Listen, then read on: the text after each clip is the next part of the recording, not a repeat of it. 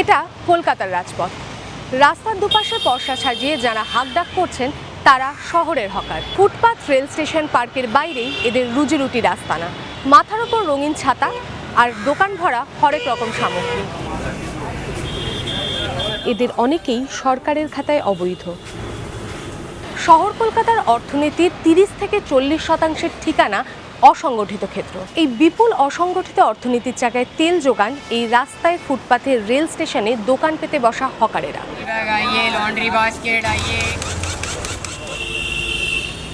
ভারতের নিরিখে জিডিপির প্রায় 48-49% আসে হচ্ছে আপনার অসংগঠিত ক্ষেত্রের উৎপাদন থেকে।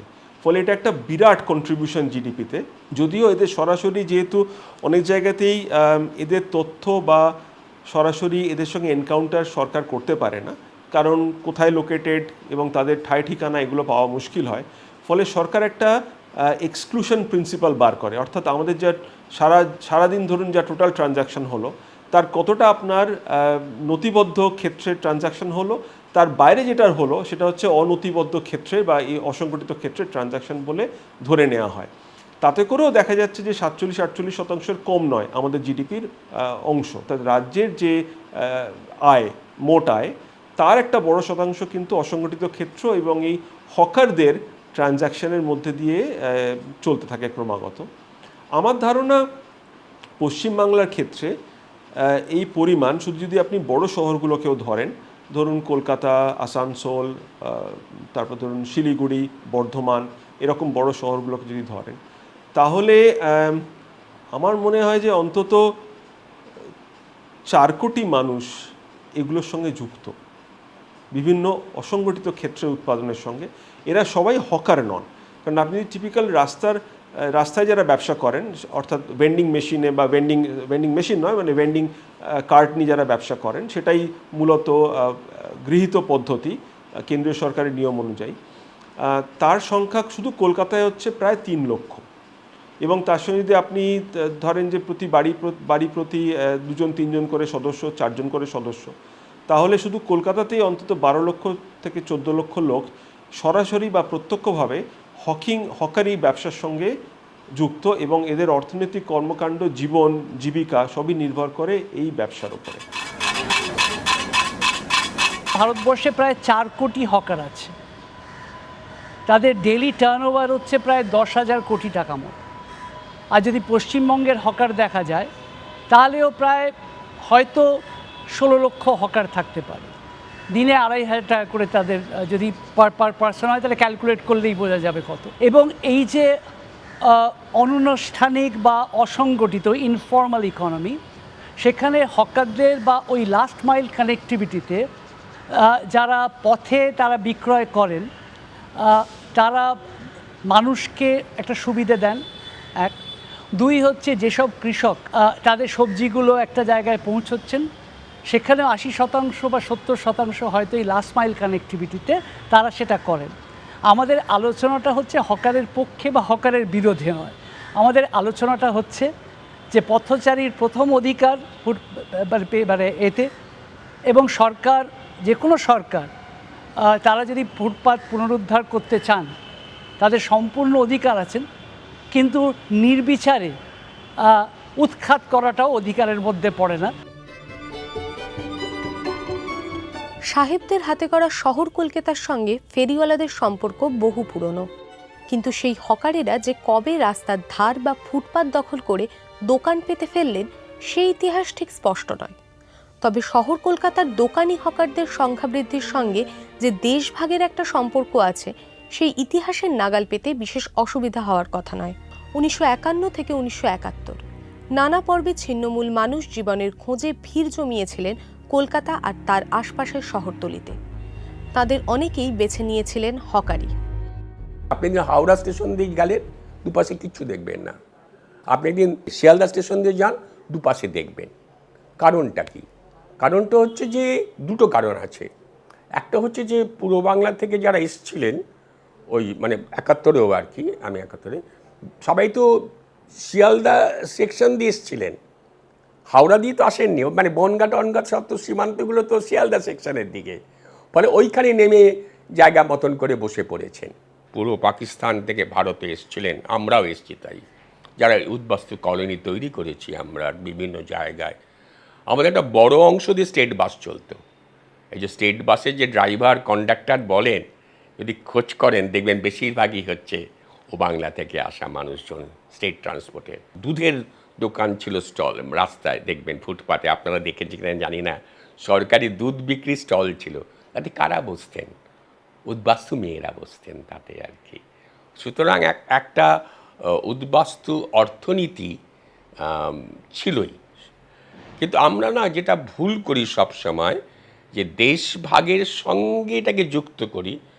আমি ওইটাতে একটু বারবার সরার কথা বলছি, যে দেশ ভাগ না হলেও একদল মানুষ গ্রাম থেকে শহরে আসতোই, সেটা গ্রামীণ অর্থনীতির জন্য। আমরা তো গ্রামের অর্থনীতিটাকে খুব সবল শক্তিশালী করতে পারিনি। ফলে এটা নয় যে উদ্বাস্তু হয়েছে বলি, দেশভাগ হয়েছে বলি বাঙালরা এসে এখানে শহরে হকার হয়েছে, এটা একটা ভুল ধারণা। দেশভাগের আগে যে শহরে হকার ছিল না এমনটা বুক ঠুকে বলা যায় না। যেসব রাজ্যে দেশভাগের আঁচ পড়েনি, হকার আছেন সেখানেও। গ্রামীণ অর্থনীতিতে কাজের যোগান কম, একটু ভালো থাকতে তাই মানুষ উঠে আসতে চায় কলকাতা ও আশপাশের শহরতলিতে। শহরের কলকারখানা ও সওদাগরি অফিসে কাজের সন্ধান না পেয়ে খুঁজে নেন হকারির পথ। শহরের সংগঠিত অর্থনীতির পাশে সমান্তরালভাবে গড়ে ওঠে আরও এক অর্থনীতি, যেখানে ক্রেতা এবং বিক্রেতা উভয়েরই মূলত সংগঠিত ক্ষেত্রের বাইরের জীবনে যাতায়াত। যে কোনো শহরের অর্থনীতিতে অনেক ভাগ থাকে। একটা তলার দিকে যারা রাস্তা ঝাড়ু দেন, যারা পরিচারিকা হিসেবে কাজ করেন, যারা জল বয়ে নিয়ে যান, আগে তো বাড়িতে বাড়িতে জল দেওয়া হতো। ফলে আমরা সবসময় ভুল করি যে শহর মানে হচ্ছে মধ্যবিত্ত অর্থনীতি, উচ্চবিত্ত অর্থনীতি। সলার নিচে আর কি অসংখ্য কাজ হয়েছে সব নিয়ে। একটা বিস্তীর্ণ হকার, মানে বিস্তীর্ণ একটা দরিদ্র ক্রেতার গল্প থাকে। আর যারা আমরা বলি যে শহরের তো কাজের নানা ভাগ থাকে, নিচের দিকের কাজগুলো যারা করে, আমি যেটা বুঝো, তাদের তো খেতে হবে, তাদের তো কিছু লাগবে, তো সেটা তারা কোথায় পাবেন? বড় দোকান নয়, মাঝারি দোকান নয়, তাদের জন্য একটা দোকান, তাদের জন্য একটা অর্থনীতি থাকে। অর্থাৎ আমি বলবো যে ওই ক্রেতা থাকলেই বিক্রেতা হয়, আর বিক্রেতা থাকলে ক্রেতা, এই যে অর্থনীতির মূল জায়গাটা আর কি। এটা শহর মানেই কিন্তু সব বড় লোক বা মধ্যবিত্ত বাস নয়। এই তলার দিকের কাজগুলো তো করতে হতো, ঝাড়ু দেওয়া, পরিষ্কার করা, জল বয়ে নিয়ে যাওয়া, জল পরিচারিকা হিসেবে বাড়িতে কাজ করতে হবে, যানবাহনের যারা ওই নিচের দিকের যারা কাজ করে তাদের। ফলে একটা দরিদ্র মানুষ সব শহরেই আছে, এটা নয় যে কোনো দরিদ্র মানুষ নেই। এক একটা শহরেও তো হতে পারে যে সকালবেলায় বাইরে থেকে আসি, আর আপনি বোম্বেতে যান দরিদ্র মানুষ আছে, দিল্লিতে যান দরিদ্র মানুষ আছে, যে শহরেই যাবেন। যত পুরনো শহর হায়দ্রাবাদ, লখনৌতে আরও দরিদ্র মানুষের বাড়িটা, আমাদের দেশটাই তো দরিদ্র মানুষের দেশ। সুতরাং ওই দরিদ্র মানুষ, এটা ইতিহাস যবে থেকে তৈরি তবে থেকেই দরিদ্র মানুষ তারা গ্রামেও আছেন, শহরেও আছেন।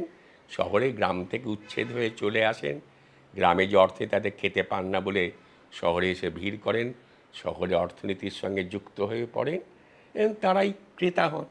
এবং তারা কোথা থেকে জিনিস কিনবেন? তাদের জন্য একটা অল্প দামের জিনিস বিক্রেতারা তৈরি হয়। কিভাবে হকার সৃষ্টি হয় সেটার তো মূল কারণ হচ্ছে যে দারিদ্র্য এবং বেকারত্ব। অর্থাৎ যারা গ্রামে থাকেন বা ধরুন শহরাঞ্চলের কিছুটা বাইরে থাকেন, অর্থাৎ আধা শহরে থাকেন, তাদের যথেষ্ট রোজগার নেই বলে, যথেষ্ট চাকরির সুযোগ নেই বলে তারা কিন্তু বড় শহরে আসেন। তারা বড় শহরে এসে প্রথমে প্রত্যাশা করেন যে একটা ফর্মাল সেক্টরে যেমন আপনার একটা প্রথাগত চাকরি হওয়ার, সেটা চেষ্টা করেন। সেটা যখন হয় না, তখন এই যে গ্যাপটা তৈরি হয়েছে, চাকরি হওয়ার যে সম্ভাবনা এবং চাকরি হলো না, সেই সম্ভাবনাটার মধ্যে, এটাই কিন্তু আপনার হকার বা অসংগঠিত ক্ষেত্রের মূল ডেফিনেশন বা সংজ্ঞা। এবং এটা কিন্তু আবহমান কাল থেকে চলছে, এটা ভারতবর্ষের সমস্ত জায়গাতে আছে। পশ্চিমবঙ্গের ক্ষেত্রে অনেক বেশি হয়েছে, কারণ পশ্চিমবঙ্গে অনেক বেশি রাজনৈতিক উত্থান পতনের মধ্যে দিয়ে গেছে। তার মধ্যে আপনার দেশভাগ ইত্যাদির প্রধান যে ধাক্কাটা পেয়েছে সেটা পশ্চিমবঙ্গ এবং পাঞ্জাব, অন্য দেশের অন্য অংশ কিন্তু অ্যাফেক্টেড হয়নি সেইভাবে। ফলে আমরা যতটা সাফার করেছি এই কারণে, এবং আমাদের উপর যতটা প্রেশার পড়েছে মানুষকে চাকরি দেওয়ার, সেটা আমরা পারিনি, কোনো রাজ্যই পারে না। ফলে এই হকার সৃষ্টি এবং এই ধরুন আপনার বিভিন্ন হকার্স কর্নার থেকে শুরু করে যাবতীয় যে প্রভিশন তখন করা হয়েছিল, এটা কিন্তু মোটামুটি মানুষের মেনে নেওয়া যে আমরা কিছু জিনিসকে কম্প্রোমাইজ করছি, অর্থাৎ আমাদের বৃদ্ধিকে কম্প্রোমাইজ করছি, কিন্তু ইকুয়ালিটিকে কম্প্রোমাইজ করছি না। অর্থাৎ আমরা মানুষ মোটামুটি সমতায় থাকবেন, সবাই একটু খেয়ে পড়ে থাকবেন, সেই প্রয়াসের জন্যই তৈরি করা।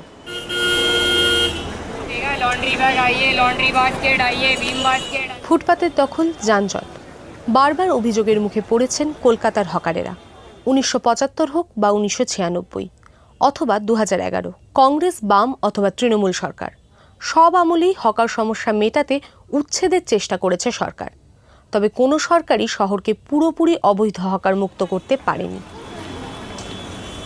1985 সালের বিখ্যাত অলগাটেলিস মামলায় হকারদের পক্ষে কালজয়ী রায় দেন তৎকালীন প্রধান বিচারপতি ওয়াইডি চন্দ্রচূড়। বিনা বিবেচনায় হকার উচ্ছেদকে সংবিধানের 21 নম্বর ধারায় জীবন জীবিকার উপর হস্তক্ষেপ অর্থাৎ violation of right two livelihood বলে ব্যাখ্যা করেন তিনি। 2014 সালে ইউপিএ জমানার শেষে কেন্দ্রীয় সরকার street vendors protection of livelihood and regulation of street vending আইন পাস হয়।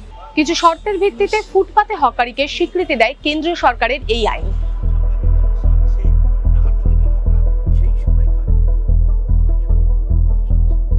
যে ভারতবর্ষে না গোটা পৃথিবীতে যে ক্রাইসিস, ইকোনমিক্যালি ক্রাইসিস আমরা দেখেছিলাম 8, 9, 10 থেকে ধসে গেছিল অর্থনীতি, এবং সেই অর্থনীতি ধাক্কা ভারতবর্ষে না আসার ওয়ান অফ দ্য মেন কারণ, সারা পৃথিবীর অর্থনীতিবিদরা এক জায়গায় সমাবেশ হয়েছিল মালয়েশিয়াতে, এবং আমাকেও আমন্ত্রণ করেছিল সেই মিটিংয়ে। আমি সেখানে দাঁড়িয়ে তারা বলেন যে ভারতবর্ষে না আসা একটা বড় কারণ হচ্ছে এই হকার অর্থনীতি এবং এই ব্যাকওয়ার্ড লিঙ্কেজ, এই প্রডিউসার, মলস প্রডিউসার এবং হকার, যাকে আমরা বলি আসলে low circuit economic. Producers, malls, pores and retails, customer, malls, pores and retails, and hawkers, যে sellers, malls, pores and retails. It's a low circuit economy. ছোট অর্থনীতি কিন্তু বড় অর্থনীতিকে কভার করে। সেদিন 8,000 কোটি টাকা পার ডে টার্নওভার ছিল, আজকে 10,000 কোটি টাকা পার ডে টার্নওভার। আরবান ইকোনমিককে স্ট্রেনথেন করছে, আরবান পভার্টিকে কাটেল করছে। সেই সময় হকাররা আমার এই কাস্টমারকে মিনিমাম 25 to 100% কম দামে এই মাল বিক্রি করতো, যেখানে দাঁড়িয়ে বড় দোকান বা অন্য অন্য বড় সেক্টরে যেতে হতো না। এই যে কম দিতে পারতো তারা, ধরুন world health organization, FAO and food and agriculture organization, তাদের যে স্টাডি সারা পৃথিবীতে ঠিক ওই সময়তেই তারা বলছে যে সারা পৃথিবীতে এই ফুড হকারদের নিয়ে, এবং তারা কলকাতা তার ভারত পৃথিবীতে 1 নম্বরে এসেছিল। এবং তার কতগুলো কন্ডিশনের মধ্যে একটা হচ্ছে মাত্র 7 to 10 rupees they provide 1000 calorie food, যেটা গোটা পৃথিবীতে কেউ দিতে পারতো না। এই যে সারভাইভ করার জন্য, এই যে কম পয়সায় মানুষকে এই যে সেবা দেওয়া, এই যে জায়গাটা, এটা হকাররা সেদিন করতে পেরেছিল, এবং তার সাথে প্রডিউসাররাও এটা কম দিতে পারতো বলে। আর এটা শুধু নয়, এবং তার সাথে তারা বলছে এদের খাবার হাইজিনিক, 3 স্টার হোটেলতে বেটার, কারণ সামনে খাবার দেয়, গরম খাবার দিত, ফ্রিজিংয়ের ব্যবস্থা ছিল না, ফলে যা বিক্রি হলো না হলে তাদের ফেলে আসতে হতো। তো এই যে সামগ্রিক কলকাতাতে তখন বলছিলেন 1,35,000 ফুড হকার ছিল। এটা all India institute of hygiene and public হেলথের স্টাডিড সেই জায়গা থেকে। এই যে প্রডিউসার, মলস প্রডিউসার আর হকার, এবং তার মধ্যে বহু জায়গা আপনি দেখবেন যে চাষ করে নিজেই নিয়ে আসছে হকারি করতে, মাল বিক্রি করছে। এই যে একটা সুবিধা ছিল এই জায়গা থেকে, যে জায়গা থেকে হকাররা এই সার্ভিসটা দিতে পেরেছিল, ফলে ওই ধাক্কাটা অন্তত ভারতবর্ষে 77% মানুষকে লাগেনি। ধাক্কাটা সেই জন্য সেফট হয়ে গেছিল। সেই কারণে আমরা বলি হকাররা এই ঐতিহাসিক দায়িত্বটা পালন করেছিল। এত বড় দেশে এতগুলো মানুষ, তাকে তো আপনি ফর্মাল এমপ্লয়মেন্টের জায়গায় আনতে পারবেন না, কেন আপনি তৈরিও করতে পারবেন না কাজ। আপনি চিন্তা করুন, 75 লক্ষ মানুষ রোজ কিছু না কিছু টুকিটাকি খাচ্ছেন, আপনি কি এত রেস্টুরেন্ট তৈরি করতে পারবেন ওই দামে সেটাকে দেওয়ার জন্য? আপনি সেটাও করতে পারছেন না।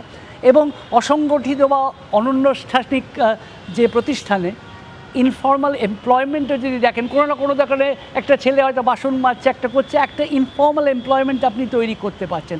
সুতরাং আপনাকে জিনিসটা সামগ্রিকভাবে দেখতে হবে। ধর্মতলা গড়িয়াহাট, রং বেরঙের ত্রিপলের নিচে ভিড়ের গুঞ্জন। শহর হকারহীন হলে কি বদলে যাবে আমজনতার মাসের হিসাব? 14-15 লক্ষ লোক শুধুমাত্র কলকাতাতে এর ওপর প্রত্যক্ষভাবে নির্ভর করেন। তার 5 গুণ মানুষ কিন্তু এদের কাছ থেকে জিনিসপত্র কেনেন। অর্থাৎ এরা তো সরাসরি যা উৎপাদন করেন সেটা খাবার হতে পারে, সেটা আপনার পানীয় হতে পারে, কিছু ফ্রুট জুস, লস্যি এ ধরনের জিনিসপত্র হতে পারে। চায়ের ব্যবসা তো বিপুল গোটা পশ্চিমবাংলা জুড়ে, অর্থাৎ রাস্তার চায়ের স্টল ইত্যাদি, এবং স্ন্যাক্স, বিভিন্ন আপনার স্টেশনের কাছাকাছি যেগুলো হয়, তাতে বহু মানুষ যারা নিত্য যাতায়াত করেন তারা কিন্তু এগুলোর উপর নির্ভর করেন। অর্থাৎ বাড়িতে ফেরার আগে বা যাওয়ার পরে, বাড়ি থেকে বেরোনোর পরে কিন্তু এখান থেকেই তারা মোটামুটি জলখাবার ইত্যাদি কিনে থাকেন। ফলে আপনি মোট সংখ্যাটা কত হবে সেটা অনুমানযোগ্য, কিন্তু 1 কোটি মানুষ হয়তো এর উপর রোজ নির্ভর করেন, বোথ অ্যাজ উৎপাদক বা আপনার এই সার্ভিস প্রোভাইডার এবং যারা উপভোক্তা, এই দুটো মিলিয়ে। ফলে আপনি যদি ভাবেন যে প্রতিদিন কত টাকার ট্রানজ্যাকশন হয় এই ধরনের ব্যবসা থেকে, সেটা কিন্তু বাদ চলে গেল হঠাৎ করে। এইটা একটা ধাক্কা বইকি, কারণ এটা অর্থনীতির সার্কেলে ঘুরতে থাকে। এমন নয় যে অর্থনীতি ওখানে মানে এর পরিবর্তনটা মানুষ সঙ্গে সঙ্গে চটপট কিনে এই যে গ্যাপটা তৈরি হলো, অর্থাৎ এই যে ভয়েডটা তৈরি হলো হকার উঠিয়ে দেওয়ার ফলে, সেটা কি মানুষ অন্যভাবে পূরণ করে দেবেন তৎক্ষণাৎ, এটা কিন্তু সঠিক নয়। অর্থাৎ আপনি যদি রাস্তার স্টল থেকে চা খেতে না পারেন, আপনি কি সঙ্গে সঙ্গে একটা বিরাট রেস্টুরেন্টে ঢুকে চা খাবেন, এটা কিন্তু নাই হতে পারে। ফলে আপনার যে গ্যাপটা তৈরি হলো সেটা কিন্তু পূরণ হবে না তৎক্ষণাৎ। অর্থাৎ আপনি যদি প্রতিদিন হিসেব দেখেন, তাহলে এই ছোট পুঁজি, তার যে রোজগার, তার যে ক্রমাগত চার্নিং বা তার যে ব্যবহার, সেটা কিন্তু এফেক্টেড হবে। আমাদের ভারতের সংবিধান যদি দেখেন, সেটা বারবার রাইট টু লাইফের কথা বলছে, এবং কখনোই কাউকে দখলদারির অধিকারও যেরকম কাউকে দেয়া হচ্ছে না জনপরিসরে, আবার কাউকে জীবিকা হরণ করে নেওয়ার অধিকারও দেয়া হচ্ছে না। কিন্তু সংবিধান কিন্তু দুটোকেই একসাথে নিয়ে এগিয়ে চলার কথা বলছে। সরকারকে কি দেখতে হবে, প্রশাসন বা পুলিশকে কড়া হতে হবে যে তারা পিচের রাস্তায় কাউকে বসতে দেবেন না। তারা সঠিকভাবে, যেটা টাউন ভেন্ডিং কমিটির কথা কেন্দ্রীয় অ্যাক্টেও বলা ছিল, তারপরে স্টেট গভর্নমেন্টের যখন অ্যাক্ট করেছিল সেখানে বলা হয়েছিল যে পিচের রাস্তায় কাউকে বসতে দেওয়া হবে না। রাস্তার কোন 14টা বড় বড় জায়গার কোথায় তারা বসতে পারবেন না সেটা চিহ্নিতকরণ করা। মাঝে মাঝে দেখা যাচ্ছে ফুটপাতে দুদিকেই তারা বসে ফেলেছেন, তাদেরকে একদিকে নিয়ন্ত্রণ করে রাখা, যাতে তারা ঠিকভাবে করার চেষ্টা করেন। 3, আস্তে আস্তে ওই যে প্লাস্টিক শিট বর্ষার জন্য তারা যে সেটাকে লাগান, আস্তে আস্তে সেখান থেকে আমরা ছাতার দিকে কি করে চলে যেতে পারি। তার কারণ একটা ছোট্ট ইউরোপিয়ান দেশের সাথে বা অন্য দেশের সাথে ভারতবর্ষের এটাকে সম্ভব নয়।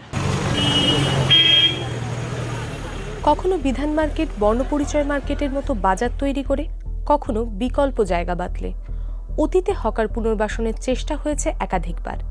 বেশিরভাগ ক্ষেত্রেই বিফল হয়েছে সরকার। দশকের পর দশক কাটলেও হকার আছেন ফুটপাতেই। পুনর্বাসনের ক্ষেত্রে সমস্যাটা কোথায়, সমাধানই বা কোন পথে?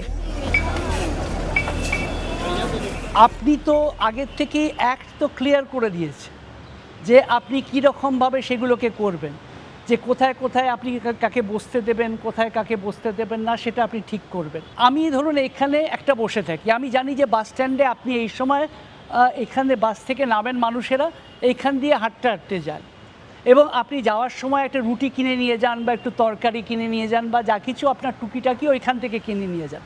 ধরুন আপনি আমাকে একটা হকারের মার্কেট করে দিলেন, সেটা একটু দূরে হয়ে গেল, মানুষ তো সেটা তার পথের মধ্যে পড়ছে না। সুতরাং আপনি পুনর্বাসন দিলেন, ওটা কাগজে কলমে পুনর্বাসন, কিন্তু সেখানে হয়তো ইকোনমিক ভায়াবিলিটি সেই মানুষটার সাথে নেই। আপনি যেখানেই পুনর্বাসন দিন হবে না, ব্যর্থ হবে। আপনাকে বিক্রেতাকে রাখতে হবে ক্রেতার কাছে। ক্রেতা ওইখানে আছে, যাতায়াত করে, ওখান দিয়ে অফিস যায়, অফিস থেকে পেরে আর আপনি বিক্রেতাকে নিয়ে গেলেন ওখানে। চেষ্টা হয়েছে তো, প্রচুর স্টল দেখবেন বানানো হয়েছিল যেখানে কেউ বসেনি। প্রচুর স্টল আছে তো, আমরা আপনাকে বলে দিতে পারি এক্ষুনি, আমি অনেক স্টল আছে খোলা হয়েছিল, কিন্তু সেখানে আমি বিক্রেতা হয়ে বসে কি করবো যদি ক্রেতা ওখান দিয়ে না যায়? থাইল্যান্ডে ফুটপাত ভর্তি হকার, কিন্তু হকাররাও আছে, মানুষরাও আছে, ঠিক আছে? ফলে এমন কোনো তৃতীয় বিশ্বের দেশ নেই, আমি আমি আমেরিকা, ইংল্যান্ড যাইনি আর কি, তৃতীয় বিশ্বের দেশ নেই যেখানে হকার নেই। আবার কেন অর্থনীতি একটা তো মানে সবাইকে তো, যেহেতু তৃতীয় বিশ্বের দেশগুলো ওই ক্ষমতাটা নেই, সবাইকে একটা বড় অর্থনীতির মধ্যে নিয়ে আসতে পারে না। তার বাইরে যারা পড়ে রইল তারা বাঁচার তাগিদে একটা দ্বিতীয় বা তৃতীয় বৃত্ত তৈরি করে অর্থনীতির। সেটা অন্যায় নয়, সেটা ন্যায় আর কি। যারা বৈধভাবে বাস করছেন, আমি বলতে পারি তাদের ব্যবসা বাড়বে, আর বাকিদের বৈধতার জন্য অপেক্ষা করতে হবে। তার কারণ সমীক্ষাগুলো যখন চলছে, তারা টাউন ভেন্ডিং কমিটির কাছে ভেন্ডিং সার্টিফিকেট, টাউন জোনস এগুলোর জন্য অ্যাপ্লাই করছেন। যাদের নামটা শংসাপত্রে সেরকমভাবে লিপিবদ্ধ হয়নি, নথিভুক্ত হয়নি, তারা তাদের টার্ন এর জন্য অপেক্ষা করবেন, যাতে তারা অবৈধ থেকে অটা সরিয়ে বৈধভাবে কাজ করতে পারেন।